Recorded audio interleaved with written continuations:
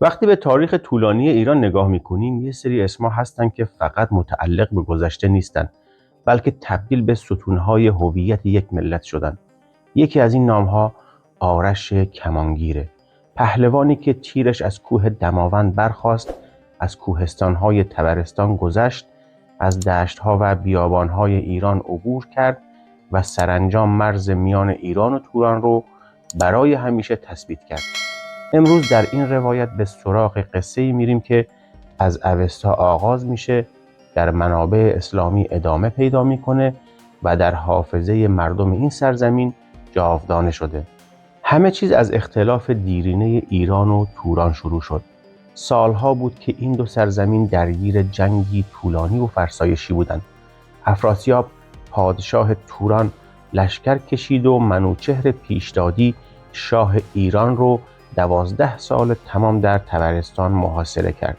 جنگ مردم رو خسته کرده بود. خون زیادی ریخته شده بود. منوچهر دنبال راهی برای صلح بود و افراسیاب هم میخواست جنگ رو بدون متحمل شدن تلفات بیشتر پایان بده، اما به شیوهی که غرور ایرانیان رو بشکنه. درود دوستان، من ارسلان هستم و منم بهاره. به کانال رئال هیستوری خوش اومدید. افراسیاب پیشنهادی داد که در ظاهر ساده بود، اما عمقش پر از تمسخر. گفت یک کماندار ایرانی از بلندترین نقطه کوه تیر بیاندازد. هر جا تیر نشست مرز همانجاست. در واقع میخواست بگه توان و زور ایرانی ها کمه. مرزتون هم همینقدر نزدیک و سرزمینتون کوچیک میشه. اما نمیدونست که این پیشنهاد قرار یکی از بزرگترین افسانه‌های تاریخ ایران رو زنده کنه. در این زمان مردی قدم پیش گذاشت. آرش تیراندازی بی همتا. در بسیاری از منابع او را مردی نژاده، دیندار، حکیم و چیره دست در تیراندازی توصیف کردند. آرش میدونست که این تیر سرنوشت یک ملته. میدونست که اگه تیر کوتاه بیفته، ایران برای همیشه تحقیر میشه. و میدونست که پرتاب این تیر بهای سنگینی داره. بهایی که فقط خودش میتونست بپردازه. راویان میگن در این لحظه فرشته اسپندارمزد ایزدبانوی زمین ظاهر شد. او به منوچهر دستور داد تیر و کمانی ویژه آماده کنند. کمانی از چوبی خاص، زهی از رگ و پیکانی از آهنی پاک و پردار از پر عقاب.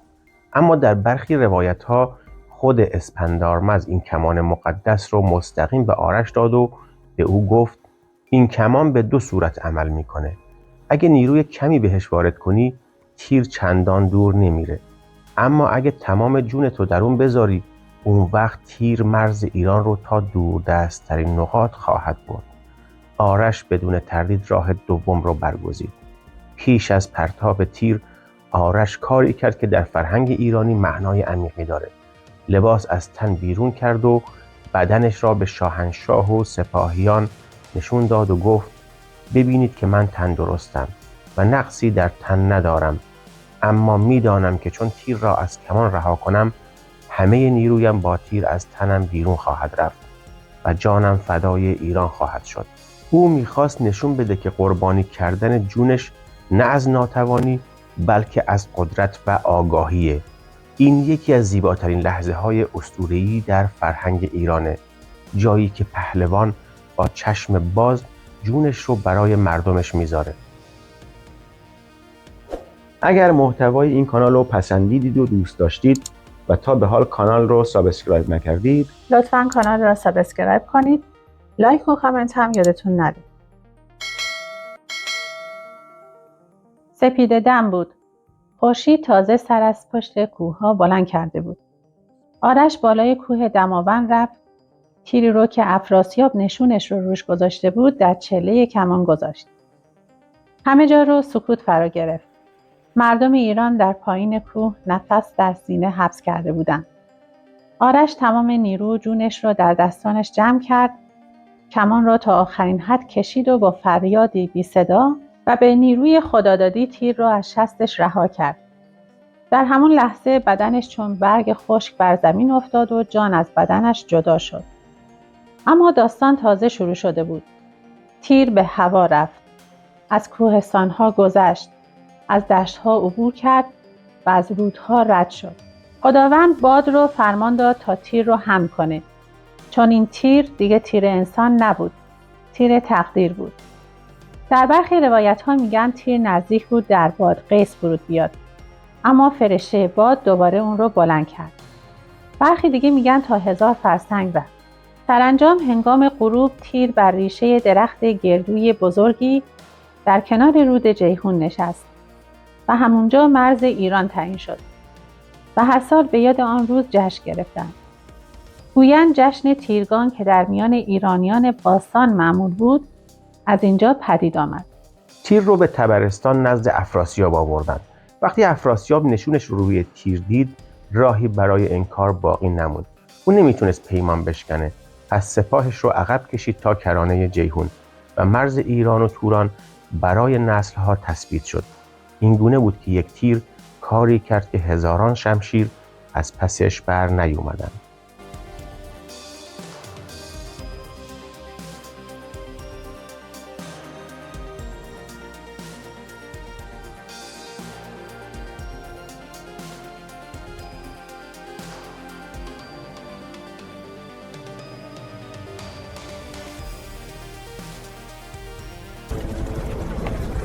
آرش، سپاه خسته است و مردم از فردا نومیدند.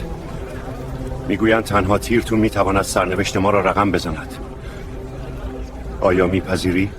آرش، زمین تو را برگزیده. این کمان ریشه جانوست.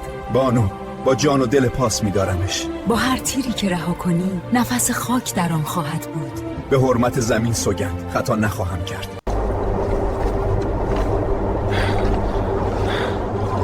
میرسیم. دماوند منتظر باش.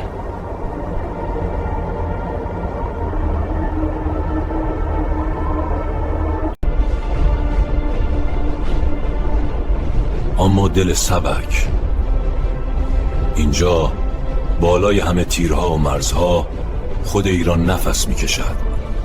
قلعه دماوند گواه آرش بر بلندای دماوند ایستاد. کمان بلندش را در دست گرفته، کمانی از چوب سخت آغشته به نقش‌های اسطوره‌های. تیر مقدس را در کمان گذاشت، چشمانش را بست. از میان همه پهلوانان نام یک نفر بر زبانها افتاد: آرش. تیراندازی بیمانند، درستکار، کم گفتار و مشهور به دقتی خارق‌العاده. اما آرش میدانست برای فرستادن تیری که از دل دماوند تا مرزهای دور برسد باید. منبع ما در این ویدیو کتاب داستان‌های ایران باستان نوشته دکتر احسان یارشاتر می باشد. بهروزگار و شادکام باشید.